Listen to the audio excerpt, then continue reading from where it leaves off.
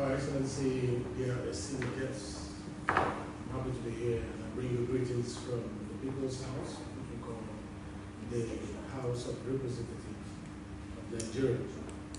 Straight to the point, Nigeria's democracy turned on itself this year. 7 uninterrupted years of constitutional government, 7 consecutive general elections, a federation of over 230 million people across 250 ethnic nationalities and more than 500 languages and many religions. Still voting, still building, still insisting about the only legitimate way to change power. We have not arrived. We say that so freely, so publicly, because a democracy that declares itself complete stops growing. But I want this distinguished audience to hold 2 ideas simultaneously. The Nigerians' challenges are real, the Nigerians' response to them is equally real. Both are true. And the international conversation about Nigeria has for too long been fluent in the first and almost silent on the second. Nigeria is not a perfect democracy, but it is a working one. And a working democracy that keeps correcting itself is more valuable to our continent, to the globe, than a perfect one that exists only in theory. Embedded in this conversation is the need to know the architecture of credibility as we approach the 2027 election. And you can't discuss that without looking at the Electoral Act 2026, because throughout this conversation I'll be speaking as a member of the parliament, not as a spokesperson of the government, a spokesperson of the majority party, but as a member of the parliament.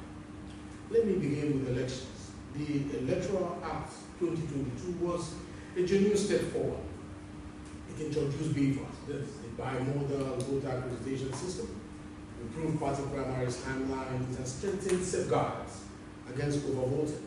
When it passed, it carried the hopes of a nation that believed that it had finally built the legal architecture for credible elections. Then came 2023. Scale was historic. 93.4 million registered voters, over 87 million permanent voter cards collected, elections conducted across 176,846 polling units. BVAS worked, accreditation improved, international observers acknowledged real gains, but connectivity failures disrupted result uploads in several locations. Procedural inconsistencies created avoidable controversy. The disputes around result management overshadowed the genuine progress that was achieved. More than 1,500 election petition cases flew into our courts, adding to a judicial backlog that no democracy should be comfortable generating. Strong democracies do not explain these things away just like that. They legislate. That is exactly what Nigeria did. The parliament legislated.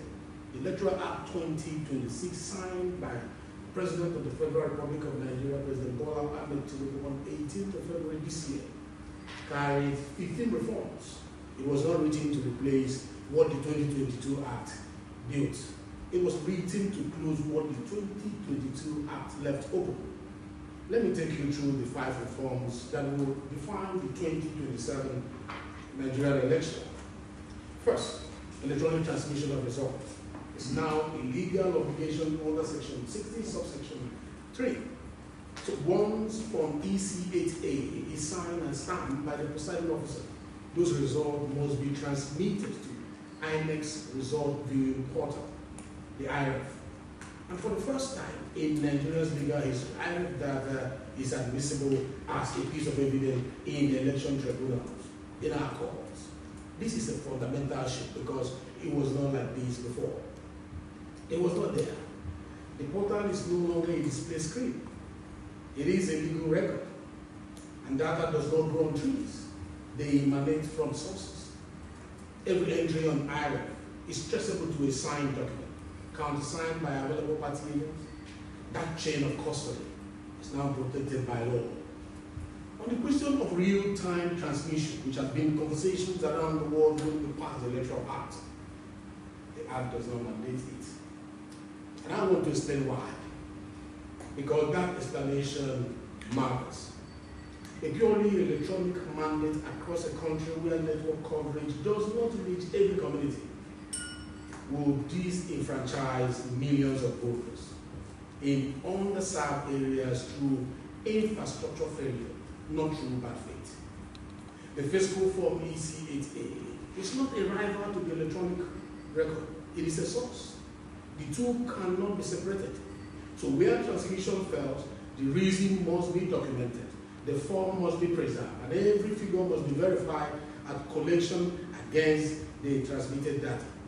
The same between manual and electronic has not been eliminated, but it has been narrowed, it has been formalized, it has been surrounded by consequences that include 10 years imprisonment without option of fine for any collection officer who knowingly announces a false result. Thank you very much.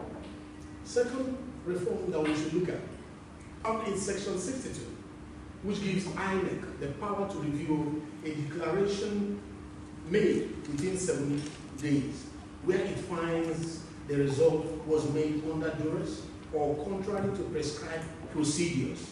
This is not an invitation to indefinite uncertainty. It is a precisely bonded corrective mechanism that resolves genuine administrative errors before they become court cases, seeing that the court is already overburdened with litigations. It reduces litigation, not legitimacy. The third reform is a national electronic register of election results. It's now a permanent legal institution. Every polling unit result, every collected result, every accreditation record is stored, accessible, and obtainable by any citizen or party as a certified document. Transparency is no longer a commitment. It is now a database. Voter registration remains open until 90 days before any election. Excuse me. Voters who relocate can transfer their registration. It was not like that before. Lost permanent voters card can be replaced and can now be downloaded directly. It was not like that before. These provisions address a form of quiet disenfranchisement that has before now affected millions of Nigerians across every election cycle without ever receiving the attention that it deserves, because it's subtle. The fifth reform is political parties must now maintain verified digital membership registers submitted to INEC at least 21 days before any primaries.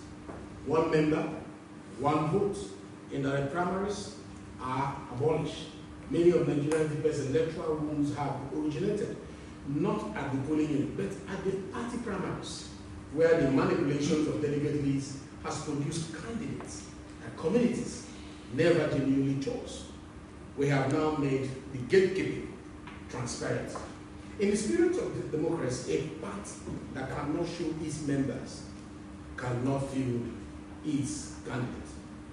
Also, in this conversation, I'm sure one of the elements that will help us is understanding how do we intend to secure the ballot.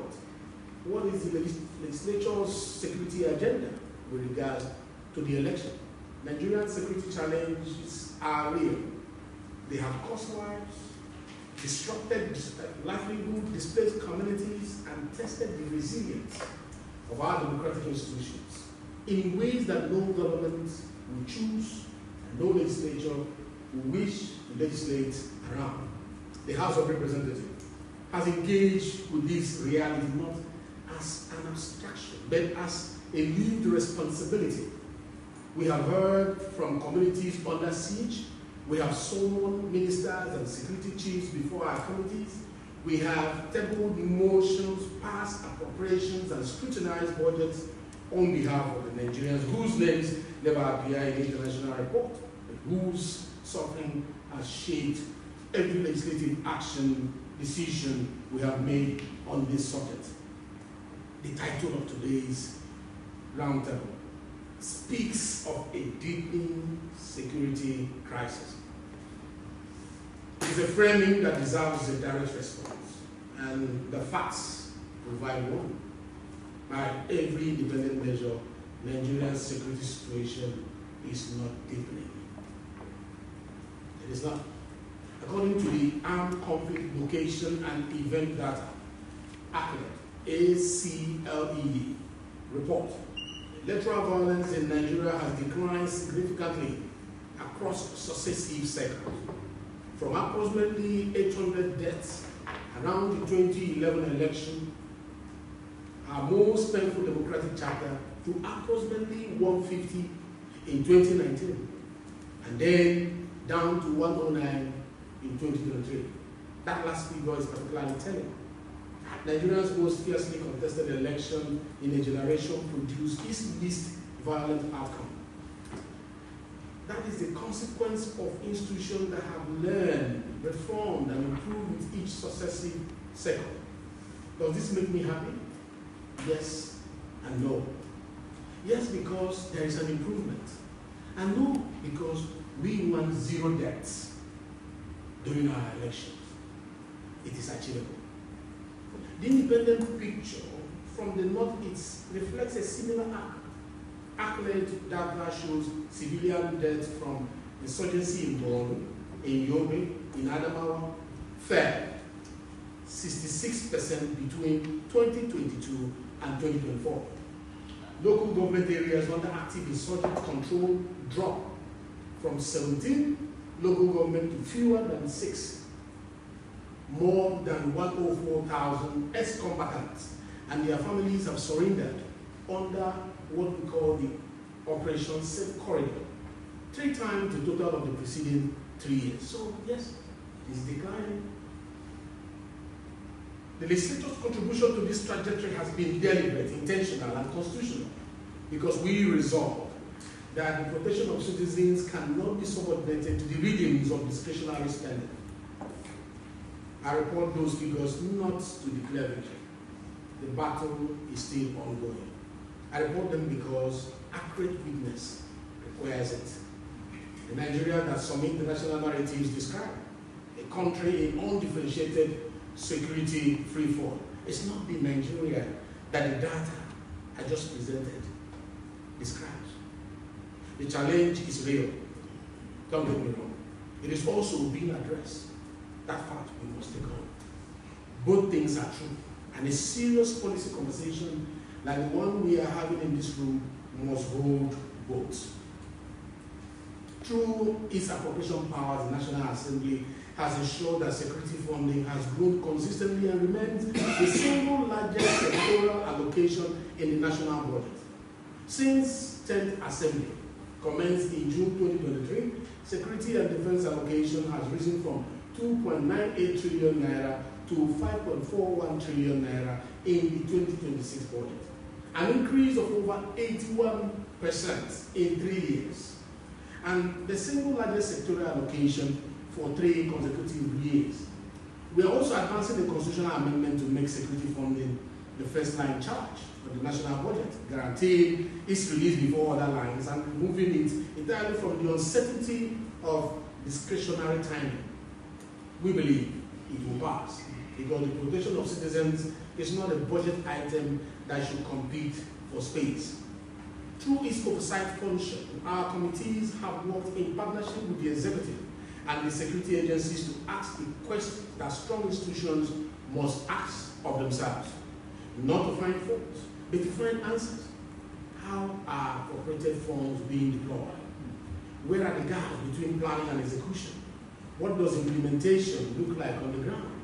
This is the work of a legislature that takes its constitutional responsibility seriously. And it is work we conduct in the spirit of shared commitment to a more secure Nigeria. Resources must translate into results. And Parliament's role is to help ensure that they do exactly that. Through its representative function, the House has considered over 1,500 substantive motions in the first 3 legislative years between June 2023 and June 2026, and between 350 and 400 of them specifically focus on security-related matters.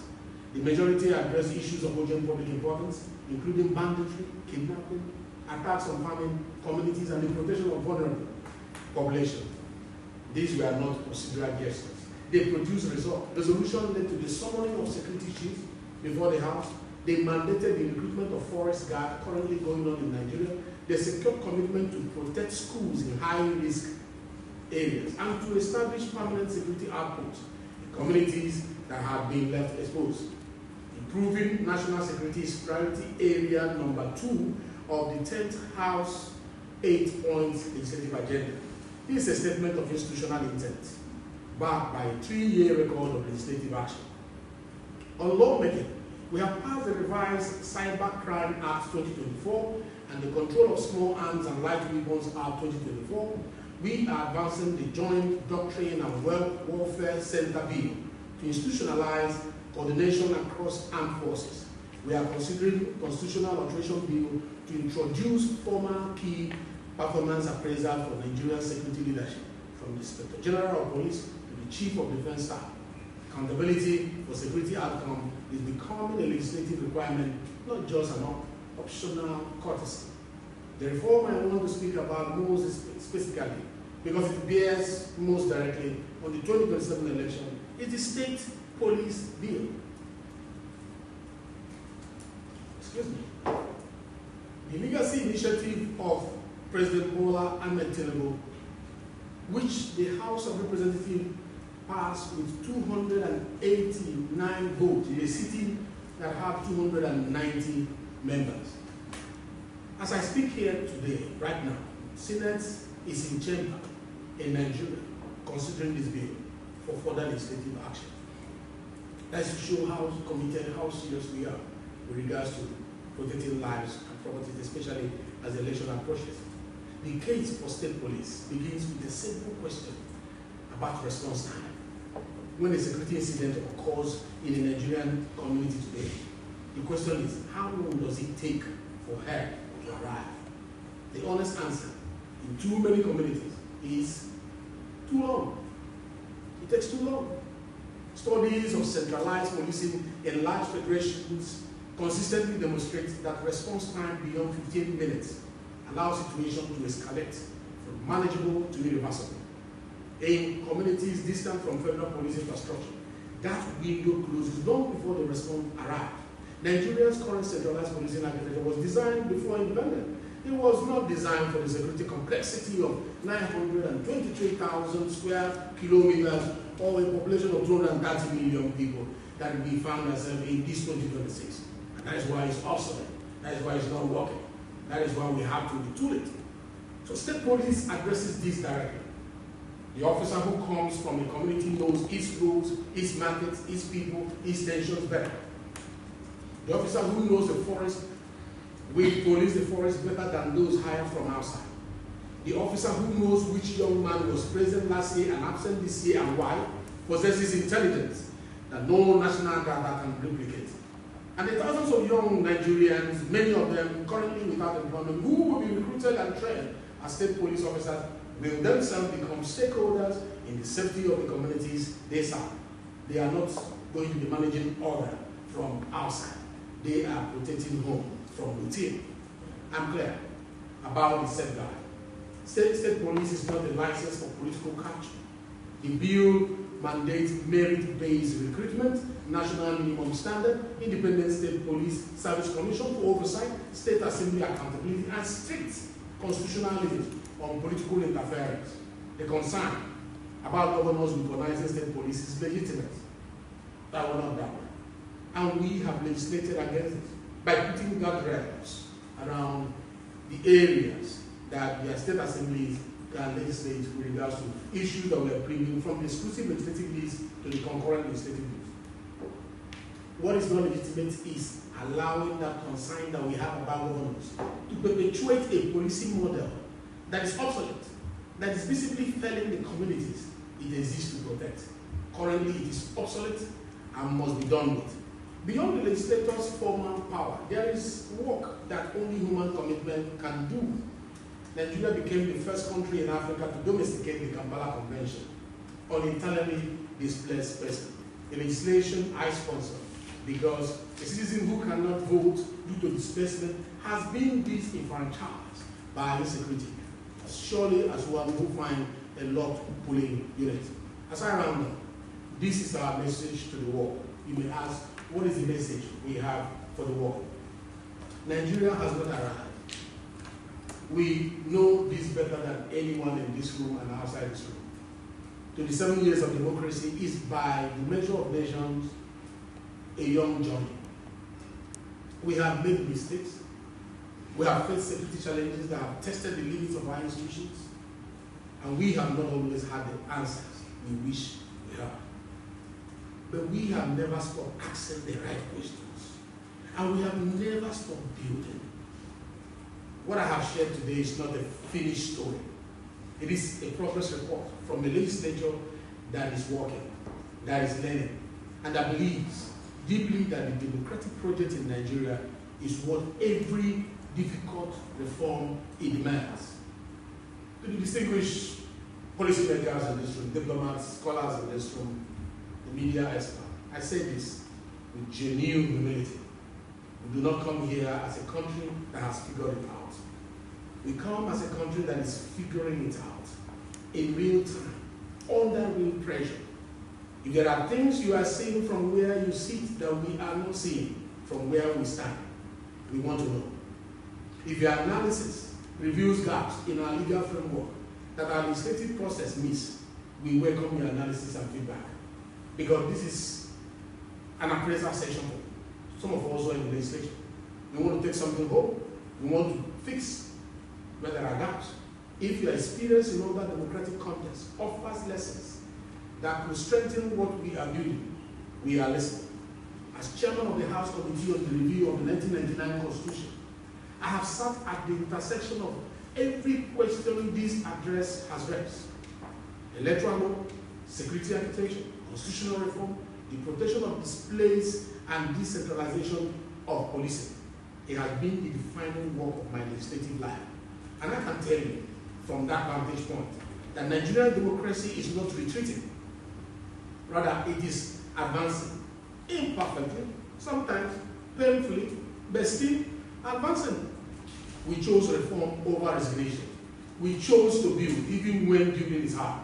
Even when the work is unfinished. Even when the critics are watching for failure. The sanctity of the balance is the trend on which Nigerian legitimacy and continuity hang. We will protect it in the hard places and deliver it everywhere, because a Nigerian's vote is the Nigerians to cast, whether it be in Maiduguri, no less than in Lagos, in Bende, no less than in Abuja. Nigeria is not a problem awaiting international solution. Nigeria is a possibility. One that is day by day, reform by reform, election by election, making itself real. I want to thank you for this audience. Thank you very much for listening, and I look forward to a robust conversation with you. Make sure you give me something to take back home. Thank you.